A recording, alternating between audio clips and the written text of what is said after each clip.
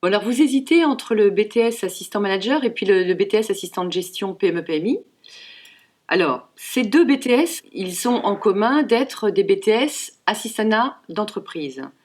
Je vous dirais que dans les deux cas, il faut avoir un bon sens de l'organisation, une bonne communication orale et écrite, une bonne maîtrise des outils bureautiques et informatiques. Ensuite, ces deux BTS diffèrent beaucoup de leur environnement de travail. Donc vous êtes assistant manager, vous êtes dans une direction d'une grande entreprise et vous êtes l'interface entre un manager ou plusieurs managers et les autres services de l'entreprise ou des services externes à l'entreprise.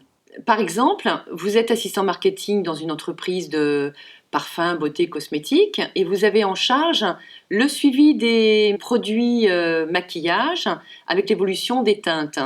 Donc là, vous êtes en lien avec le fournisseur pour lui transmettre les bons à tirer couleurs demandés par le marketing. Vous recevez ces essais couleurs, vous les faites valider par le chef de produit marketing et ensuite vous assurez le suivi avec le fournisseur de ces BAT.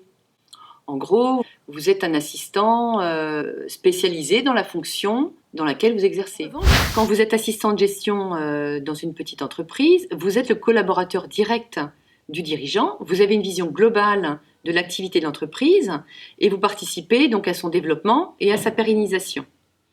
Par exemple, vous pouvez très bien être assistant de gestion dans une entreprise de services de location aux entreprises du BTP et vous avez comme mission de suivre le planning des prestataires, vous répondez, vous faites des devis et des contrats de location et vous êtes amené également à faire une analyse des coûts et de la productivité des personnels de terrain.